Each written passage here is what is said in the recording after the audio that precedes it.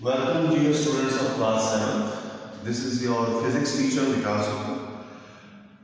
And I'm back with another new topic which is related to your first chapter, physical quantities and measurement. The topic name is density. But before we get straight away into density, let's quickly revise what we have learned so far. We learned that mass is defined as the quantity of matter which is contained inside the body. तो कोई quantity, कितनी quantity matter की किसी body के अंदर contained है, stored है. ऐसा unit of matter as we have learned is kilogram. We use grams, quintals, milligram, other units also, but the SI unit you should remember is kilogram. Now beta, always remember मास सिर्फ depend करता है कि किसी body के अंदर कितनी quantity of matter है. उसको अपनी आसपास की सराउंडिंग से कोई फर्क नहीं पड़ता. अगर आप उसकी सराउंडिंग्स चेंज भी कर देंगे, even then the mass of the body remains. आप उसकी ज्योग्राफिक लोकेशन चेंज कर दीजिए, आप यूनिवर्स में किसी बॉडी को कहीं भी ले जाइए, उसका मास चेंज नहीं करता, क्योंकि उसकी मैटर जो इनसाइड द बॉडी है वो सेम क्वांटिटी है. Now moving on, before we get into density which is a derived physical quantity, वो देखेंगे हम कैसे हम उसको कैलकुलेट करते हैं, उसका डेफिनेशन क्या है, SI यूनिट्स क्या है, CGS यूनिट्स क्या है, उनके बीच में रिलेशन क्या है. उससे पहले कुछ फैक्ट्स समझते हैं. The first case that we are discussing is equal volumes of different substances. That we have different substances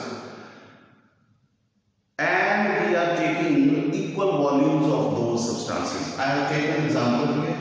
This is the space occupied by each object. Equal है, ठीक है, पूरा डायग्राम में होगा, but consider it that all are occupying equal spaces. And I have chosen different substances. This is iron, entirely iron, पूरा iron. Cotton, जिसको आप रुई बोलते हैं, प्लास्टिक एंड देन ग्लास. ठीक है, तो ये पूरा ग्लास है, ये पूरा प्लास्टिक है. Now my question is, what do you think, इन सब का वॉल्यूम सेम है?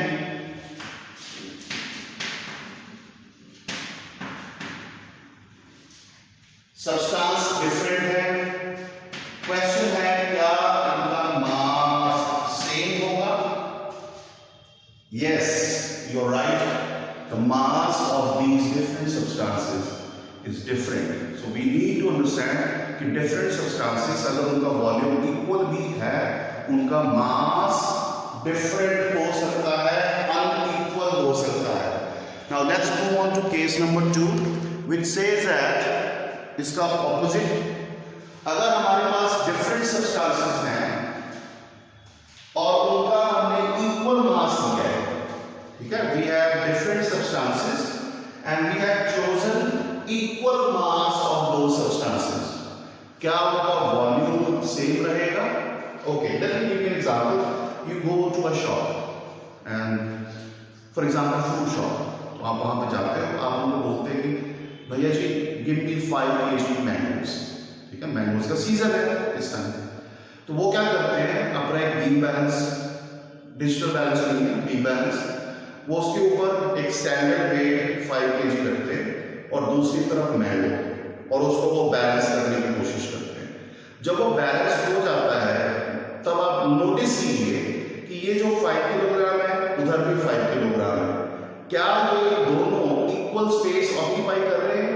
जैसे 5 kg वो इतना स्पेस ऑक्यूपाई कर रहा है, तो यहाँ पे होंगे 5 kg में 6, 7, 8, 10 मैंगो.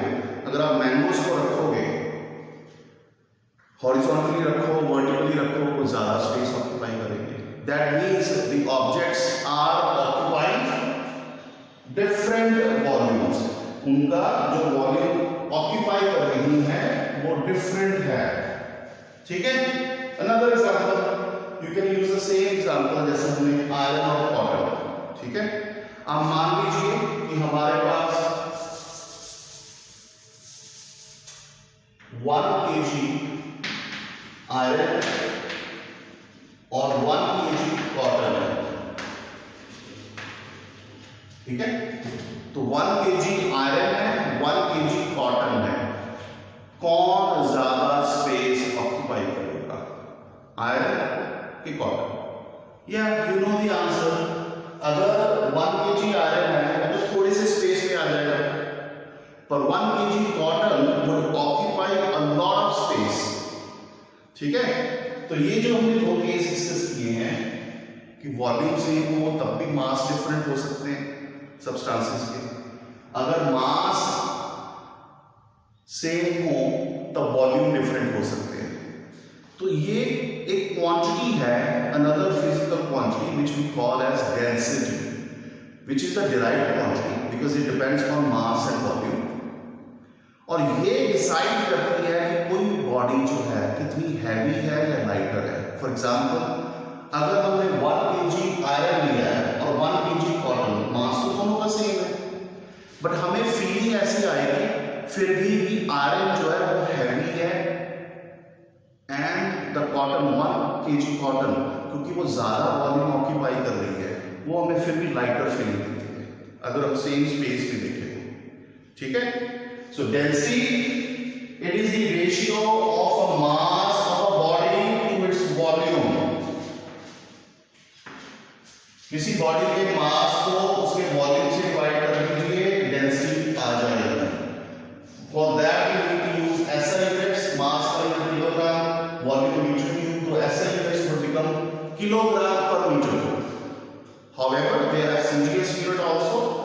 अगर CGS unit में देखें तो मास का होता है ग्राम्स, वॉल्यूम का हो जाएगा सेंटीमीटर क्यूब, तो grams per centimetre cube is the CGS unit. ठीक है। तो हमें SI यूनिट पता चल गया density, kilogram per metre cube, हमें CGS यूनिट पता चल गया ग्राम पर सेंटीमीटर क्यूब, हमें ये पता चल गया कि डेंसिटी क्या चीज बताती है, ये बताती है कोई चीज कितनी हैवी है या लाइटर है। हमें कैलकुलेट कैसे करनी है mass divide by volume of a body, वो भी पता चल गया। और we have to make sure is कि न्यूमेरिकल प्रॉब्लम जब हम सॉल्व करेंगे तो जब हम डेंसिटी कैलकुलेट करेंगे तो मास और volume either they should be both in SI units, ताकि density kilogram per metre cube में आ जाए, या फिर ये दोनों CGS यूनिट ग्राम्स और सेंटीमीटर क्यूब में होनी चाहिए। Now see what is the relationship between SI unit of density and CGS unit of density? मान लीजिए कि आपको ये बोला गया है कि डेंसिटी फाइंड करनी है किसी सब्सटेंस की in both kilogram per metre cube as well as grams per centimetre cube, तो हम उनका वो एक रिलेशन बना लेते हैं so that it becomes easy to convert both of them. So we have 1 kilogram. The question is 1 kilogram per meter cube is how many grams per centimeter? तो यहाँ से देखिए बेटा 1 किलोग्राम पर मीटर क्यूब का मतलब है divided by, and as I told you earlier also, meter cube means 1 meter into 1 meter into 1 meter. ठीक है। अब हमें चाहिए क्या, यहाँ पे ये क्या है, ये है ग्राम ओवर सेंटीमीटर, तो हमें भी ये यहां पे ग्राम चाहिए, यहां पे सेंटीमीटर चाहिए। सो किलोग्राम 1 किलोग्राम की जगह क्या आ जाएगा 1000 ग्राम्स। 1 मीटर में कितने सेंटीमीटर बेटा 100 सेंटीमीटर, दूसरे मीटर ये वाले में 100, इसके 100।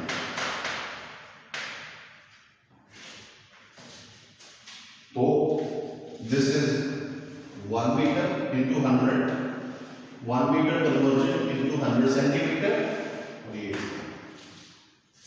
ठीक है। अब 3 zeros हो गए, we are left with 3 zeros at the bottom। तो हमें मिला क्या, हमें मिला ये लेफ्ट साइड क्या था 1 kilogram per metre cube is equal to 1 over 1000, यहां पे ग्राम और यहां पे centimetre cube, centimetre into centimetre into centimetre is centimetre. ठीक है। अब हम इस 1000 को अगर उस तरफ ले जाएं तो ये क्या हो जाएगा multiply, and ultimately you will see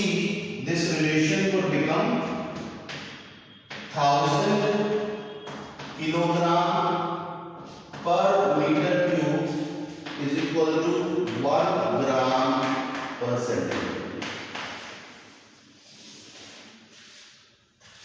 ठीक है? So this is what we will get at the end. दोबारा मैं शुरू से बता देता हूँ, 1 किलोग्राम पर मीटर क्यूब को हमें ग्राम पर सेंटीमीटर क्यूब में करना है, तो इसको हमने ऐसे लिख दिया kilogram per metre cube. Kilogram के हमने ग्राम बनाए 1000 ग्राम, मीटर को सेंटीमीटर में 100। We have 6 zeros at the bottom, 3 at the top, 3 zeros gets cancelled. We are left with 3 zeros in denominator. तो ये 3 zeros 1000 जो है इस तरफ जाके इससे मल्टीप्लाई होने वाला है, and ultimately we get 1 gram per centimeter cube is equal to 1000 kilogram per meter. This is the relation between CGS and SI. I hope you enjoyed the video so far. You learned about new concepts of density, and I will see you soon in the next class. Till that time, please better stay safe, and I'll bid you bye. Bye bye.